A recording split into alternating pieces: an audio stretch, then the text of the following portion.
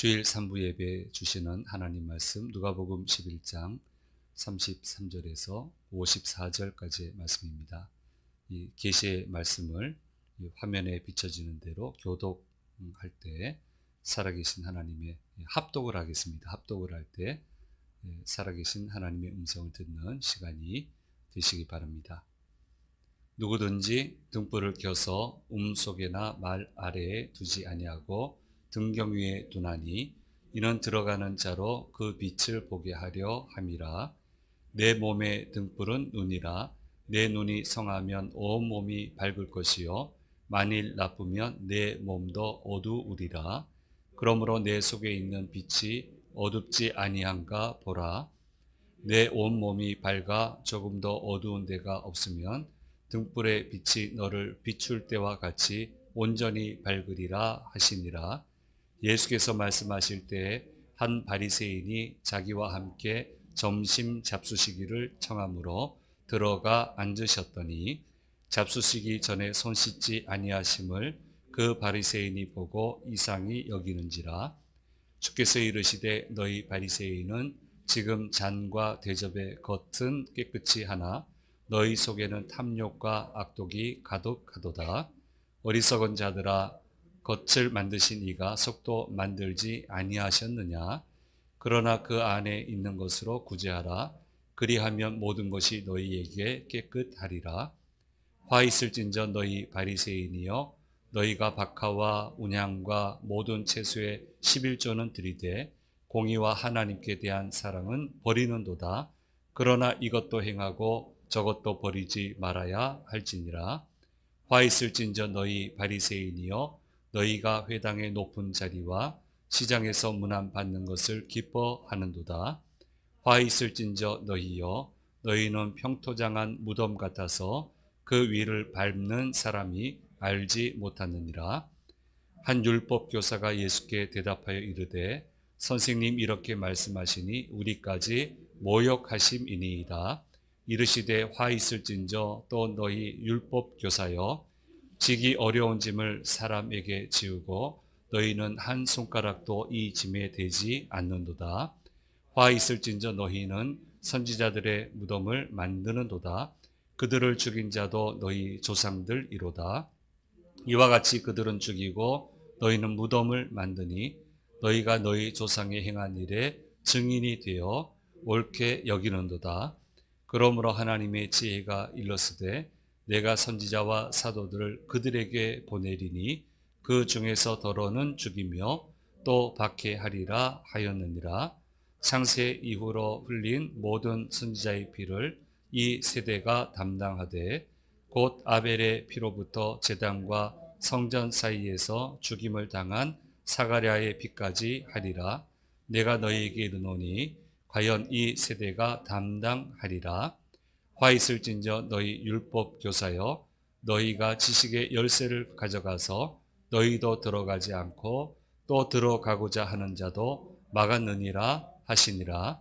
거기서 나오실 때 서기관과 바리새인들이 거세게 달려들어 여러 가지 일을 따져 묻고 그 입에서 나오는 말을 책 잡고자 하여 노리고 있더라. 아멘. 3부 예배에 오신 우리 성도님들, 또 영상을 통해서 예배에 참여하시는 모든 성도님들에게 하나님의 은혜가 함께 하시기를 간절히 소망합니다. 부모와 자녀 간에는 늘 대화를 하게 마련입니다. 어릴 때는 쉽게 대화를 하지만 장성을 하면은 대화하기가 쉬운 일만은 아닙니다. 그런데 정상적인 자녀와의 관계라면은 대화하는 방법을 가지고 있습니다. 저도 큰 아이하고 대화하는 툴이 있고 막내하고 대화하는 방법이 있습니다. 몇 가지 방법이 있는데요. 다 큰 남자끼리 위주할 고주할 얘기하지는 않고요. 우리 시대가 그렇고요. 몇 가지 툴이 있어요. 그 툴 중에 하나가 이제 책을 서로 권합니다. 저도 책을 보다가 이거는 얘가 읽어야 되겠다 싶은 거는 요약본이든 뭐든 간에, 또 장서 같은 경우는 꼭 읽어야 될 부분을 체크를 해서 네가 하는 업에 필요하니까 요걸 한번 읽어보면 좋겠다 이렇게 얘기하고요. 그 아이도 30살 먹었지만 이제 아이는 아이죠. 아이도 저한테 요 책은 한번 읽어보세요 하는 것들이 있는데 꽤 도움이 됩니다. 저는 이제 경제책을 읽습니다만은 주로 원리서들을 주로 읽고요. 근데 그 아이는 실제로 돈을 벌어야 되잖아요. 회사 부서에서. 그러니까 돈 버는데 필요한 책들을 읽는 거예요. 그 회사에서도 권장을 하고요. 그리고 계속 읽어야 되고요.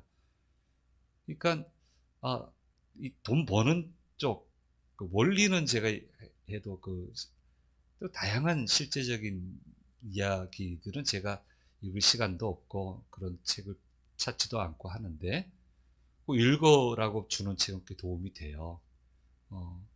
이번에도 책을 한 권을 줬는데 야, 뭐 이런 책을 주냐? 내가 이런 책 읽을 시간이 있냐? 그랬더니 무조건 읽어보라고. 그래서 읽었더니 아이고 이 책을 손에서 놓질 못하겠어요.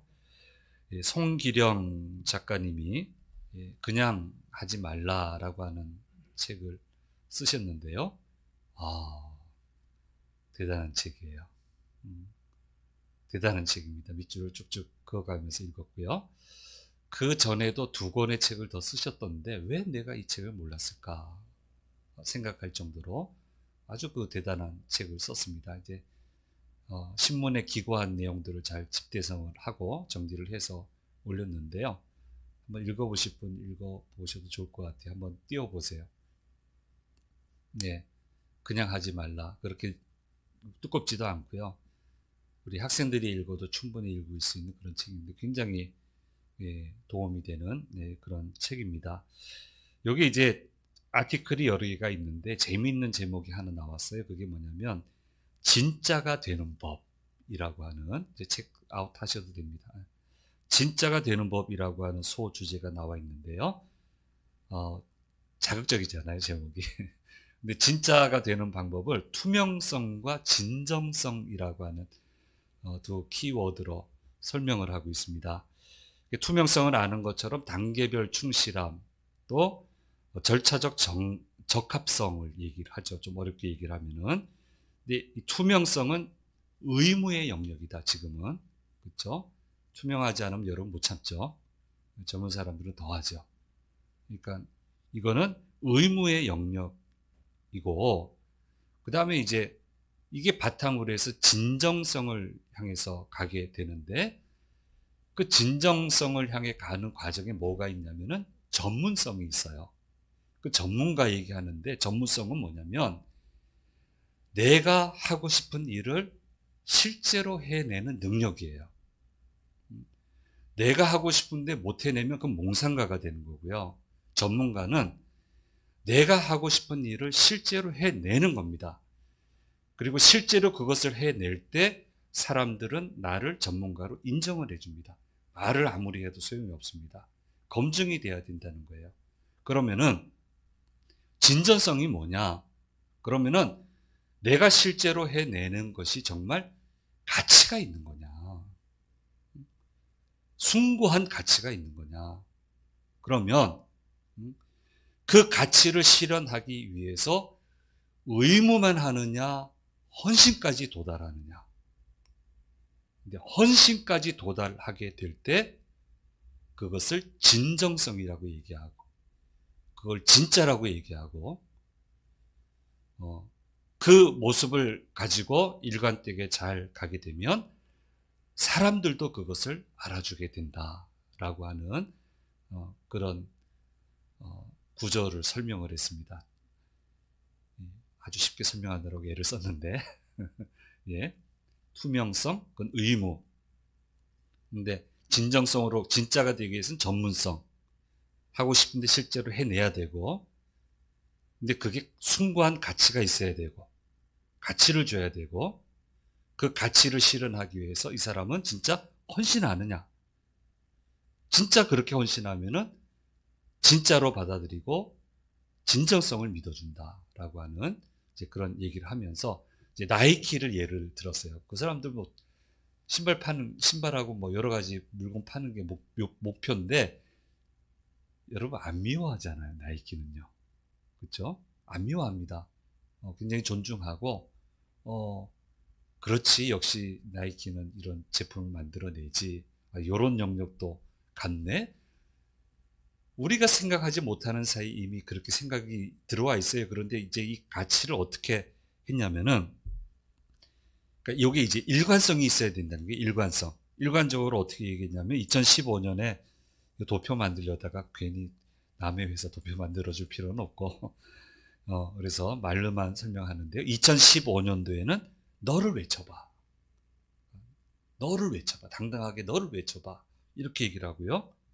2018년도에는 미친 존재감 이런 표현을 했고요. 2019년도에는 너라는 위대함을 믿어. 너는 위대한 사람이야. 이거 신어 그럼 더 위대해져 이거죠. 이거 입어 너는 더 위대해. 그러니까 포커싱이 거기에요. 너는 위대한 사람이야. 그래서 그렇게 가는 거예요. 그 다음에는 2020년도에는 우리의 힘을 믿어. You can't stop us. 어느 누구도 우리를 멈추게 할 수 없어. 그리고 2021년도에는 새로운 미래, a new day. 자신감을 가지고 새로운 미래에 도전을 해봐. 일관되잖아요. 그 가치를 실제로 해내고 구현하기 위해 헌신하는 모습이 보이고, 그러니까 이게 다국적 기업인데 사실은 우리 그렇게 안 미워합니다. 그렇게 미워하지 않아요. 그래서 얼마 전에도 이 젊은 분들 대화하는 거 봤더니 아마 신상을 신고 나왔던 것 같아요. 그랬더니 와 신상이네. 그게 나이키예요. 그래서 쟤네들 아직도 저러고 있구나. 그런 생각을 해보게 되었습니다. 그러니까 예수님은 본문 말씀에서 그러니까 복음서가 계속 얘기하고요. 지금 본문의 말씀은 소위 잘난 사람들하고 지금 논쟁을 하고 있는데요. 예수님은 투명하시고 진정성이 있고 전문성을 가지고 계시고 일관성을 가지고 계세요. 똑같아요. 메시아이신 나를 영접하고 주께서 명령하시는 그 일을 해라. 구원을 받고 하늘에서의 상급을 절대로 잃어버리지 말라. 어디를 가든 간에 구원을 주고 하늘나라 상급을 잃지 않게 하고 거기에서 투명하시고 전문성을 가지고 계시고 진정성을 가지고 계시잖아요. 얼마나 헌신하십니까? 그래서 이것을 눈은 몸의 등불이라는 비유를 들어서 이들에게 권면하고 계시는 거예요. 주께서 내 안에 계셔야 내 인생에 불이 켜지게 되고 이 켜진 불을 숨기지 말고 복음을 왜 숨겨요? 예수 믿는 것을 왜 숨겨요? 다 어둡죠. 촛불 빼고는 불 빼고는 다 어둡죠. 근데 그걸 밝히라고 예수 믿는단 말이에요. 언제 안 어두운 적이 있어요? 교회 나오니까 다 믿는 거지. 밖에 가보세요. 몇 프로나 돼서. 다 어둡지. 근데 그 불을 숨기지 말고 드러내고 밝히 비추어줘서 그 사람들 안에도 불이 들어가서 참 빛의 자녀로 살 수 있게 해줘야 된다라고 하는 것을 지금 말씀하고 계시는데 이게 일관되게 말씀해 주시는 거예요.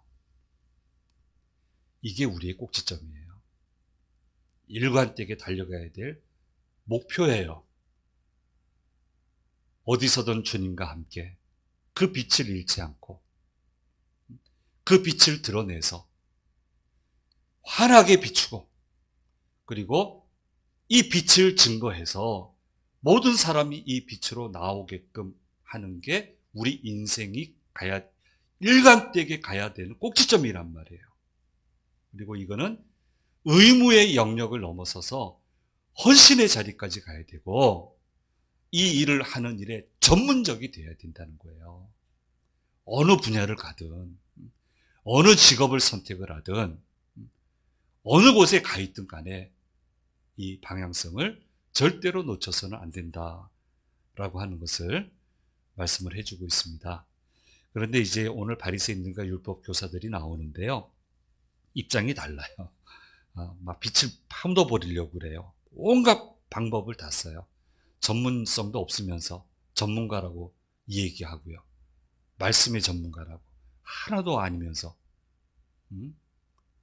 빛을 꺼트리는 역할만 하면서 하나님의 의도를 변절시켜 버리려고 끊임없이 시도하는 사람이 바로 바리새인과 율법 교사들이다. 이렇게 주께서 말씀하고 계시는 거고요. 이 사건을 통해서 투명하지도 않아요. 목적을 이루기 위해서는 교묘하게 하나님 말씀 이용하고요. 받아들이기 싫은 말씀은 또 교묘하게 빠져나가고요.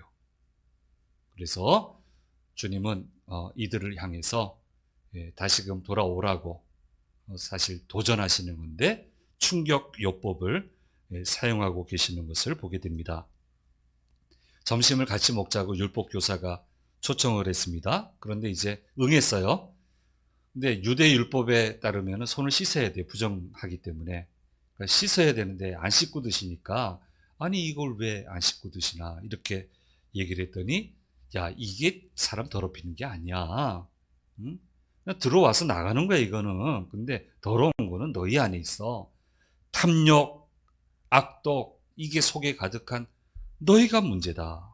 그러면서 41절 말씀에서 말씀해 주고 있습니다. 같이 읽겠습니다. 그러나 그 안에 있는 것으로 구제하라. 그리하면 모든 것이 너희에게 깨끗하리라 말씀하고 있는 겁니다. 하나님의 의를 실천을 해라. 그게 깨끗하게 사는 거지. 응? 그런 게 더럽게 하는 게 아니다. 42절 말씀에는 11조도 마땅히 드려야 되되 공의와 하나님의 사랑도 저버려서는 안 된다. 또 세 번째 43절 말씀에서는 높은 자리와 명예에만 집착을 하지 말라. 높은 자리는 주님이 앉으시는 거고 거기 집착하지 말고 이렇게 집착하는 사람은 평토장한 무덤과 같다. 옛날 표현으로 하면 회칠한 무덤과 같다. 이렇게 44절 말씀에서 얘기하고 있고요. 46절 말씀에서는 좀 사람들 그만 괴롭혀라 얘기하고 있습니다. 같이 읽겠습니다. 이르시되 화 있을진저 또 여희 율법교사여 지기 어려운 짐을 사람에게 지우고 너희는 한 손가락도 이 짐에 대지 않는도다. 좀 그만 괴롭혀라. 좀 작작해라. 너희는 하지도 않으면서 어떻게 그걸 하라고 그렇게 하냐. 그리고 52절 말씀에 결정적인 얘기를 하고 있습니다. 굉장히 험한 말씀하십니다. 같이 읽겠습니다. 화 있을진저 너희 율법교사여 너희가 지식의 열쇠를 가져가서 너희도 들어가지 않고 또 들어가고자 하는 자도 막았느니라 하시니라. 지식의 열매는 분명히 있어요. 근데 알아요.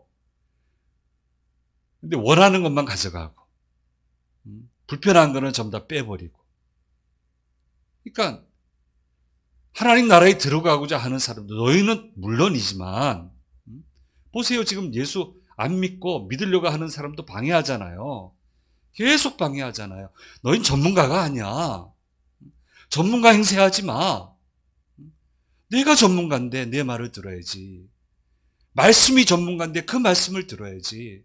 왜 거기 너희 생각을 집어넣고 너희 사고를 집어넣고 경험을 집어넣고 철학을 거기다 집어넣어서 너희도 하나님에게 다다르지 못하면서 다다라야 되는 사람들까지 맡고 있냐고 지금 험하게 말씀을 하고 있습니다. 충격받았겠죠. 보통 이런 말씀하시면 충격받아요. 놀랍고 뭐 충격받고 뭐 어쩔 줄 몰라 하고 하는데 매듭은 안 풀어요. 감동은 받지만요. 놀라고 두려워하고 그런 걸로 끝을 맺고 맙니다. 오늘 말씀도 마찬가지예요. 53절, 54절 말씀 보면은 이 이야기를 들은 사람들이 거세게 달려들어서 따져 들었다, 따져 물었다, 책을 잡고자 눈에 불을 켜고 예수님을 바라봤다. 그렇게 성경은 기록을 하고 있습니다. 바로 이게 거품신앙입니다. 거품신앙은 신앙이 아닙니다. 이건 신앙 아닙니다. 전문가 아닌 사람들이 전문가인 척. 늘 겸손히 주님 앞에 엎드려서 뜻을 알게 해달라고 구하고, 어떻게 하면 주님을 잘 따라갈 수 있겠습니까? 바르게 따라갈 수 있겠습니까? 늘 되뇌이면서 그렇게 가야 되는데 마음을 닫아버리고 우리는 전문가라고. 그러니까 무너지는 거예요. 이 거품신앙이에요. 잘할 줄 알았지. 잘해지냐고요, 그게. 그게 되냐 말이에요. 그래서 자, 이런 거품 신앙에서는 우리가 좀 돌이켜야 됩니다. 아브라함은 믿음이 강점이었죠. 그런데 그 믿음에서 무너져서 하갈에게서 이스마엘을 낳았습니다. 모세는 온유함이 강점이었습니다. 그러던 그가 혈기를 참지 못해서 바위를 2번 쳐서 하나님 영광을 가리웠기 때문에 가나안에 못 들어갔습니다.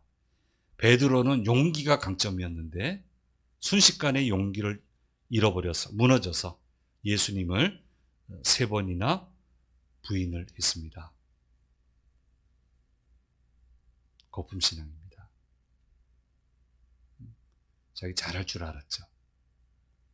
자기만큼은 부인 안 할 줄 알았죠. 나는 언제나 온유할 줄 알았죠. 근데 과신하면 거기서 무너지는 거예요.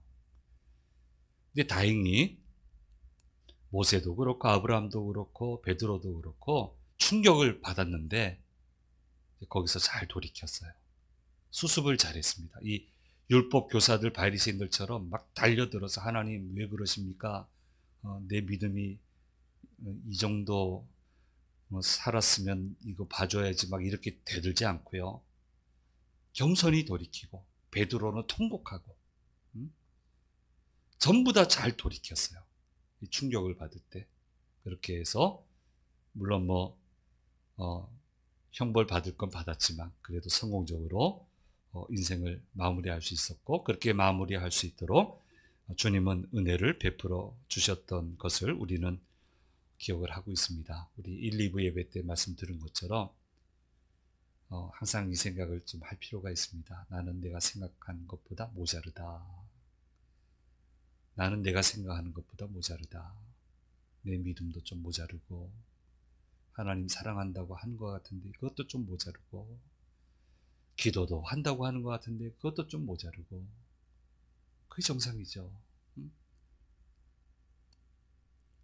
이 정상적인 생활을 가야 주께서 충격 요법을 안 쓰시고, 자, 이런 실패를 경험 안 하고 방향을 잘 찾아서 갈 수 있지 않겠습니까? 일관성을 가지고, 진정성, 전문성을 가지고, 투명성을 가지고 갈 수 있게 된다는 말입니다. 그래서 충격 요법은 우리가 안 받으면 참 좋겠는데 그래도 좀 충격이 필요한 것 같아요, 때로는. 그래서 새해를 맞이하면서 좀 어떤 욕심이 생기냐면, 자, 이런 거는 저희가 정보를 수집하기가 쉬워요. 그래서 설교 때 자꾸 말씀을 드리려고 그래요. 어떤 얘기냐면, 하나님 굳게 믿어서 놀라운 축복을 받는 사람 이야기를 좀 듣고 충격을 좀 받았으면 좋겠어요, 새해에는.